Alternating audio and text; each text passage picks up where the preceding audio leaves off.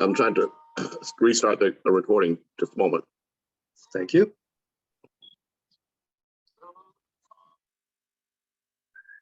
So I'm seeing, just looking at the people who are participating in our event today to see if I recognize our guest speaker.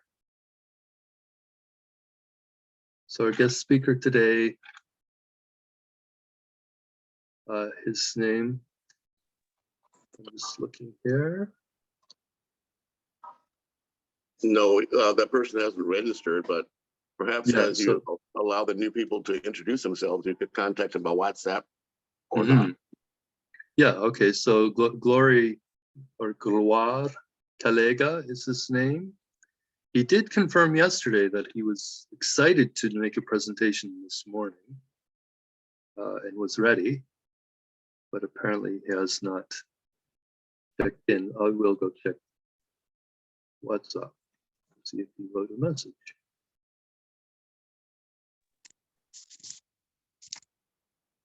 If anybody would like to comment or make any announcements or any such things.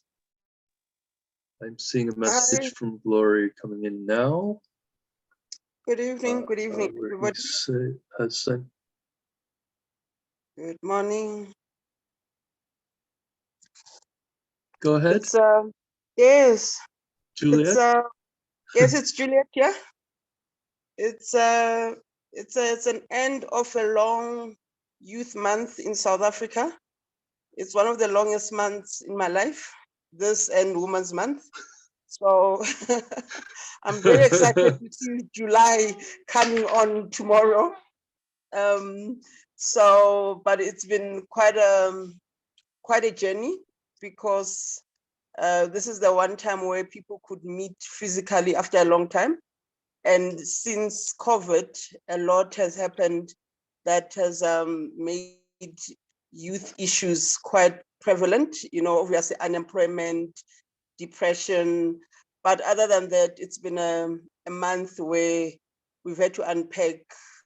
COVID brought out a lot of things from the past, but also I think it's also given us an opportunity to look at new things and new opportunities of how we take things forward, because it can't be business as usual. It can't be the country as usual.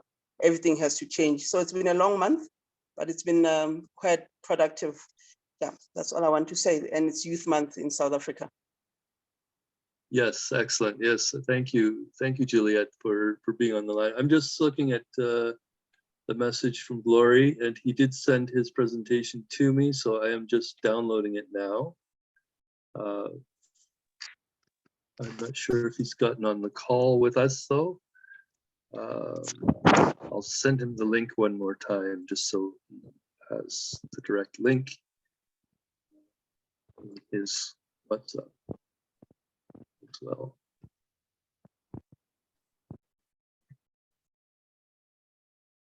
So he said his Zoom is, now my Zoom, it's working. I'm not sure if he meant it's not working. You seem to have some connection issues potentially. I see his last connection was at 7 a.m. this morning on WhatsApp, which may mean he has no internet connection today, because he's not online at the moment, unfortunately. As we know, there are issues with internet connectivity in Africa. Yes, Carlos, you have your hand raised. Where he is in Uganda. Carlos, did you wish to say a few words? You should unmute yourself. Yeah, hello. Yes, thank you so much, Lloyd. That was a wonderful and educative presentation you did. That is very, very detailed. I think it's helping all of us and globally, and for our partners and even the new ones coming on board to understand our focus. so it provides a clear platform as to where is really going going to focus. And so thank you so much, Lloyd. This is great. I only want to bring this to your notice that you might be in a platform or maybe where you find yourself now in a comfortable mode, but I want to tell you that Africa is in a serious trouble, especially in the issue of the gas pump. The gas pump or the fuel is skyrocketing, prices are skyrocketing every day, and scarcity is on a serious loop. And also, let me just give you an example, because this is really affecting the whole economic livelihood aspect of Africa, and especially in Sierra Leone. It's almost like 2-3 weeks. For 3 times we have experienced change or increase in fuel prices, and so that's a serious problem. And I'm seeing a pool of vehicles.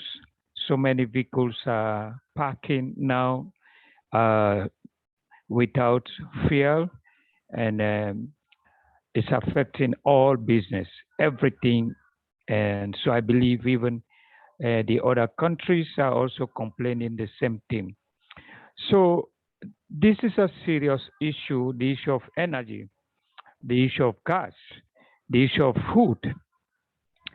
So I think at UnityNet International, as we are talking about sustainable systems, let us look at these critical areas.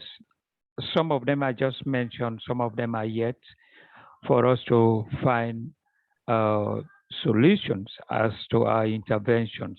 What are and also even the partnership here, so that our partners understand the issues affecting Africa currently. I know it's also affecting the diaspora in the US, Canada, and other places, but your systems are different compared to what's going on in Africa because of the leadership system we have, and also the way people are doing things. So many times the systems are questionable and all these ones. So this is one of it. I don't know if South Africa is facing electricity problem, but Sierra Leone electricity problem is serious, gas problem, food problem. So everything is a problem. And I believe West Africa, and I believe East Africa, etc. So what are we going to do, to address, to find solution as UnityNet International? Thank you. Yes, thank you. You're bringing up a very important points there, Carlos, because this is coming faster than we expected. All of these convergences of the issues we're seeing today, we were expecting by 2030. So these were predicted already, but of course, we all know there's now a war in Ukraine. So this has been accelerated by at least half a decade or more, because of the supply chain issues from the COVID pandemic, plus these supplies of wheat and other grains out of Ukraine and Russia. So of course, then there's the rise in fuel prices. We're seeing it here, of course, as well, where fuel went up probably more than double within a few months. And so there's a scramble going on around the world. And we're doing the best we can, of course. We are still, as you know, all volunteers. professionals as much as we can, but this is all coming to a head very quickly, and we're doing our best to try to prevent some of the catastrophes from happening as best we can.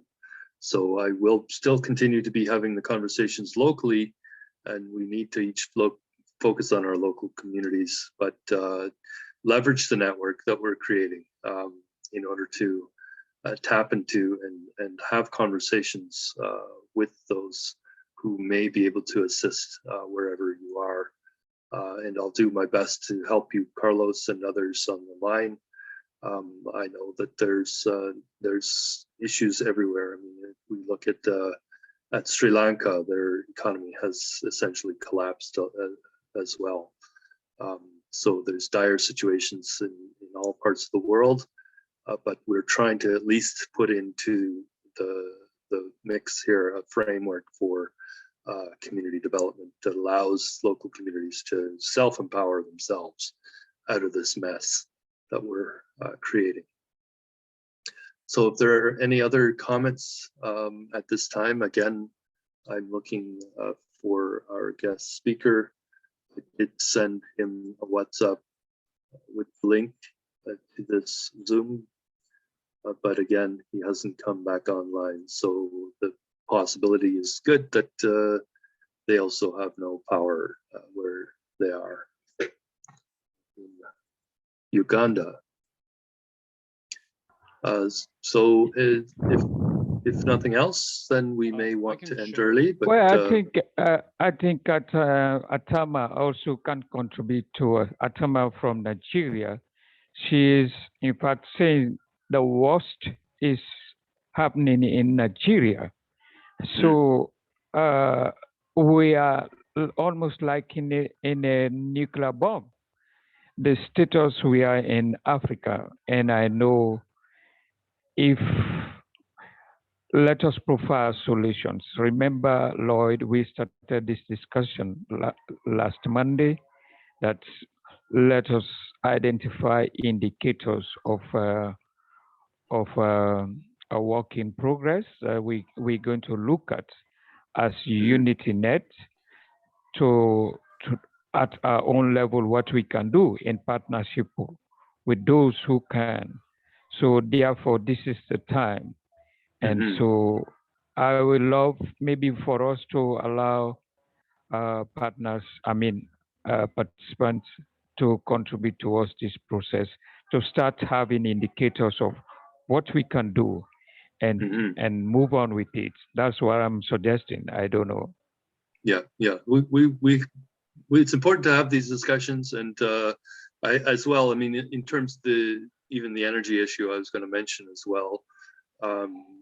That there are solutions to this energy problem. It's not just the traditional renewable energy. There are other things that can be done. It's just a matter of deploying them. And again, it comes down to funding. Which really, funding really just means putting the resources, the people, and the actual physical infrastructure in place that allows us to move forward and wean ourselves off of this oil and gas that we've been so addicted to globally. Yeah, if I can just add, Lord, I just think that, well, especially in, first of all, places like Canada, and we have to acknowledge these, non-mechanized ways of heating and cooling that can, one realization that I had recently is that, the vertical walls of the buildings, like when you have a high rise that, now they talk about, if it's made out of glass, then, you need air conditioning to cool it down from, I think, the east, south, and western exposure. So like, vertical faces of buildings should be shaded with vines, with like veggies. Oh my God, like in the simple, like non-mechanized solutions. And I'm going to post this on PBS this last night. That's water. Water is another big issue, right? I think all around the world now too. And this Himalayan in Ladakh, India, this ex-engineer, so he created this very low tech approach to collect water in the winter so that they can. Oh, I'm going to post it right now. Mhm. Just Yes, like, please. yeah, things like that. I think has to be recognized by governments. Like building codes in Ontario. We cannot get a building permit for any building unless we provide fossil fuel means of heating. Like Mhm. that has to that has to end. Like they have to recognize. But it's like talking to a brick wall, right? Nobody, especially like that's my experience. Like, and Well, but we yeah, we almost could okay, need that's a we whole nother almost topic. need a crisis in Ontario. Let's say the natural gas pipeline gets blown up by terrorists. For people to realize that, hey, we should think differently. Yeah. Not that I'm advocating for it. Yes, and I just want to share this. So this other movement, and a lot of this stuff now is on YouTube, like the UN climate scientist, community, the PhDs. That's what they're studying now, right? And then they would all post this stuff now, and there's a group in UK called Deep Adaptation. Like if you're an academic, I think you can relate. So he wrote this book, and it's basically talking about collapse. Well, what we know is there are solutions, right? There are solutions out there. In their But communities, and all those drawdown solutions from Paul Hawkins' book from years ago, right? It's the beginning. There's so many more, but we just need to, and this is what we're doing here in the Global Unity Network, is trying to create local empowerment networks so we can actually bring together everybody to say, okay, what are the solutions? Let's bring everybody together, including financing, to really get these done, to get them built, to make it happen. Okay, yeah, just sorry guys, my mic maybe not the best, but I'll just take a look at this Ladakh, India. This water catching low tech idea. Okay, this is the YouTube video you shared. Yeah. Yes. Okay, we'll take a look at that for sure. I'll be looking and probably also sharing it among members of our network as well later. Thank you, Lowell. So are there any other people that would like to say a few words before we sign off for today? Lord, I just want to bring this to your notice. If you see today, a lot of people really struggle to join the network, to join the Zoom. The reason because I think the time change affects most of the people, especially in Africa. Therefore, we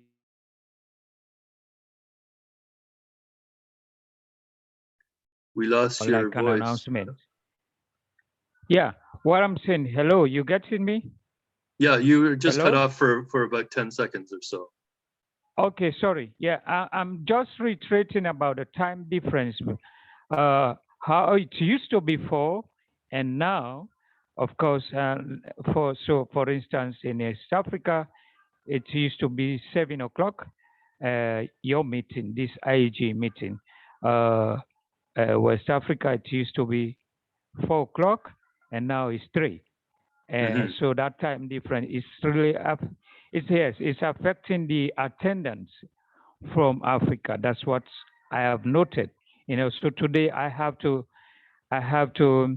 do a lot to ensure that I bring people to notice them that the meeting is on. You can come on now, and all these ones. So that's what yes, I noticed that, and a lot of comments were coming up. I'm just bringing it to your notice so that in your notice you ensure that people have the time frame clear, especially for Africa. Yeah. Okay. Well, I do have on the Eventbrite page all of the times translated to different time zones as well. Great. Yeah. That's fine. But I could possibly put it into the notice as well. I don't want to add too much more because it's already quite long. I know. Yeah, just to make it simple, because in Africa, if it is complex, the issue of technology is also a problem.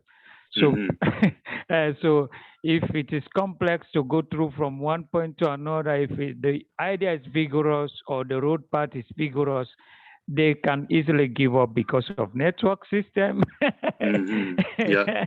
So, but Well, if this it is is what shorter, we've been trying to do, of course, is if it to is shorter, then they just go through. So today I made it short, and then just people can just click through and go.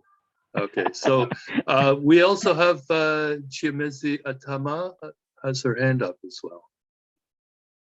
Yeah, thank you very much, Mr. Lloyd. Thank you, Dr. Carlos, and thank you, everyone. Good morning, good afternoon, good evening, depending on where you joined from.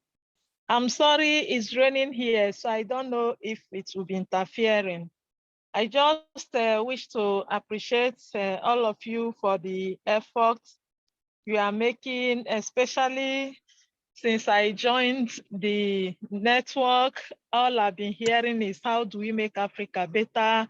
How do we impact people's life? And it has been giving me a lot of joy that some people somewhere are thinking of how they will better our lives down here. So I've been following on this energy conversation. Is a serious issue here, despite that Nigeria is an oil producing country. We suffer a lot in terms of even this fuel that we are talking about. Right now, fuel price in Nigeria should be about $4 to $5 a liter, which is very difficult for a common man to buy, you know. But one thing used to bother me when we talk about this energy, because when we speak about energy, most often we focus on solar energy, you know, in terms of providing light and other sources of electricity for use. However, we don't seem to talk about how this energy affects poor rural women in the village that cook every day with firewood. And it has been established that exposure to this firewood causes a whole lot of issues for these women, ranging from health issues to vulnerability to abuse as they look for firewood, especially in Nigeria, where there is a high level of insurgency and insecurity. So these women get abused every day in the course of looking for firewood. They get exposed to a whole lot of health issues, eye problem, heart attack, stroke, and all manner of diseases as a result of cooking with firewood. So I just want to know if, as we are discussing this energy issue, whether we have anything for this set of people who, at the end of the day, even if we make provision for solar energy, may not have access to this solar energy, but requires improved cooking cooking system that will help them at least reduce some of these issues. So I don't know if along the line we have thought of it before, but I think it's something that we also need to think about. Thank you. Oh my Lord! Wow, that's so great that you actually brought that up, because this is actually the world I came from. So I was involved in the International Biochar Initiative and the Biochar Canada nonprofit that we were trying to create, the Canadian Biochar Initiative, back in 2008. And so I was involved in the biochar producing stove sector. And so these gasifier stoves were actually what I was promoting through the network, the biochar network. And I actually took some training courses from the biomass energy. I forget exactly the name of the organization in the United States. It was based in Illinois. And I took 2 courses. I'm the only person in the world that actually took 2 courses in biogas, biogasification of biomass wastes. I took 1 course in Illinois at their head office, and then another one again the second time in Massachusetts. And I took the 2 courses in order to learn about gasification of waste biomass. And so this was my entry point into the world of biochar.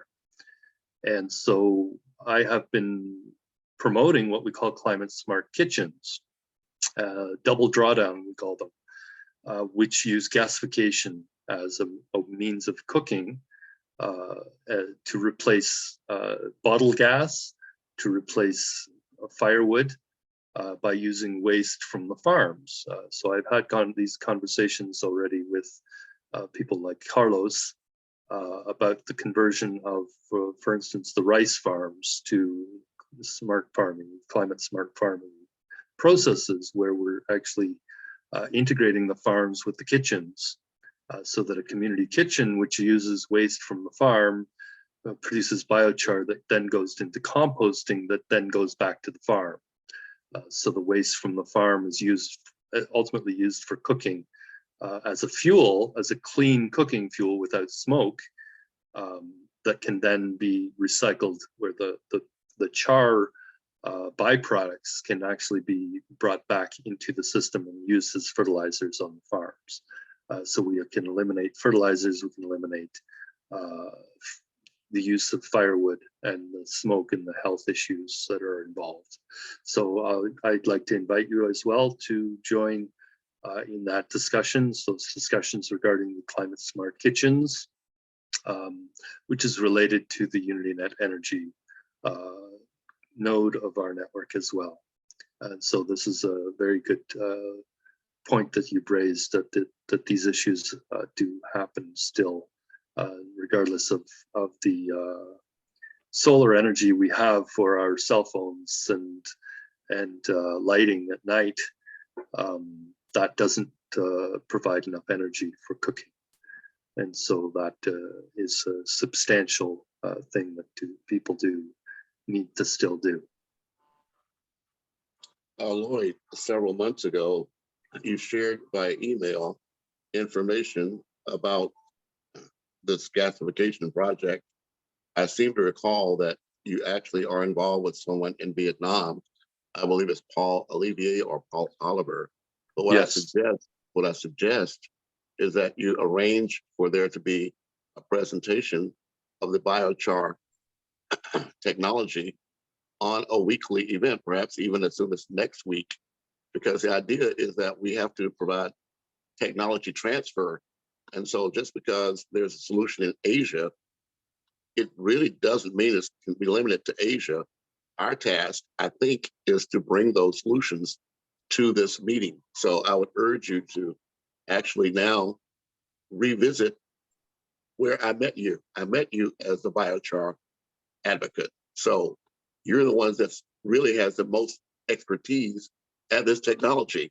You're doing us a disservice by holding back from what you really are, in fact, involved with. So I'd just like to ask you to consider bringing biochar to the forefront. Thank you. Mm-hmm. Yeah, so I've been focused very much, of course, on trying to build the network, and I think that's very important to do. As much as anything that we're doing, I mean, we do need to bring forward all of this information that's out there. It's just a big challenge, of course, to find the time sometimes to do this. Along with as I think I mentioned to you just a day or two ago, Andrew, there's this whole conversation about biodiversity as well, and the promotion of that entire agenda. Your hand was raised, Delhi. You lowered it and you raised it again. Did you wish to say something, Adela? You should unmute yourself. Okay, thank you. Good evening to you. I'm not going to, I just want to ask 2 questions because I know this is IGU meeting. I want to find out about I don't know, maybe you got a message from Mr. Evans concerning the Tukatane trip to to Zambia. Is UNITE still preparing to attend the program? in Zambia, or what is the plan? What are the planning? Then number two, yeah, we are discussing a lot of things, but we have not really finalized the issue of registration of UNAD in Africa. We have not finalized the issue of registration of UNAD in Africa, which can really help us and give us a legal establishment in Africa towards the implementation of every project that we want to do and our partnership in Africa. So I want to, though I know that it may not, this forum may not be a forum where to be discussed about it, but I think probably Mr. Lloyd, if you have any answer to these two questions. Thank you. Well, in the first one, that is obviously it's an invitation. We don't have the funding to just pick up and fly over there. So we're all volunteers, as you know. We are doing our best to try to identify ways of traveling, because that is not a cheap journey. There are tickets I've seen prices as much as $5,000 US to fly to Zambia from Toronto. It is not a cheap thing, so we are looking at the possibilities of having discussions with our government to see if there's any programs in place. So that is something we're still exploring. Definitely would like to go, but without the funding in place for us to do so, without any guarantees that if we use our own money for those tickets, we'll somehow be able to get some compensation for that. That's something that we'll discuss as we move forward. The second thing I think is more of an issue around what the UNED board of directors is doing, and that's for them to really move forward. Maybe Carlos might be able to say a few words about that, about UnityNet Africa and Diaspora and the registration. Yeah, I'm sorry, I'm not going to say anything around that one because this is not the right forum to discuss that. And I expect discussion to come up through our UNAD board meeting because we have resolved it and we are moving forward. Thank you. Thank you, Carlos. So if there are no other comments, I'm seeing it's 12:55 p.m. here. So we have been on almost for 2 hours. And so I think we can probably wrap it up unless there are other final comments today.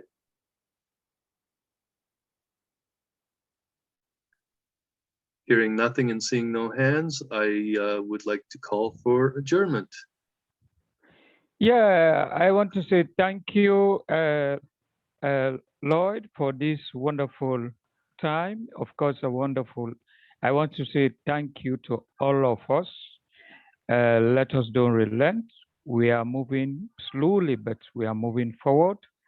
Let us remember that building a system does require a lot to be in place. So therefore, it is better for us to move in a slow pace rather than to move fast. And at the end of the day, we have problems of coming back because the system or the foundation is not correct.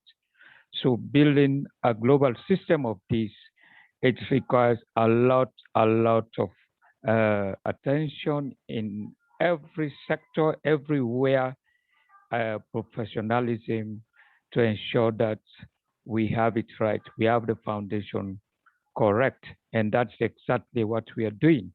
So therefore, we encourage people to bring partners, relevant partners that they can contribute towards this global intervention for UnityNet International so that we'll be able to achieve our plan. Thank you. Thank you, Carlos. And I think the word I was thinking as you were talking was dedication. And so this is I think dedicated people on this call when after 56 weeks of IGU summits, and they've they probably heard or seen it all, or at least they believe so. To have you come back, I really appreciate whenever somebody comes back on these calls, because they are important to have these ongoing conversations as things change, as they are. Obviously, with the rise in energy prices and the food disruptions and all of those things that are happening now at an accelerated pace, it's more important for us to even put our feet to the floor in terms of trying to move this as fast as we can. So thank you all again, and welcome once more to the 56th week of the IGU Summit. And we will share this recordings at the end of it all. Did you have any final last word, Andrew? Just to wrap it all up. Just I love you all and look forward to working with you. And Ubuntu. Thank you, Andrew. Good day.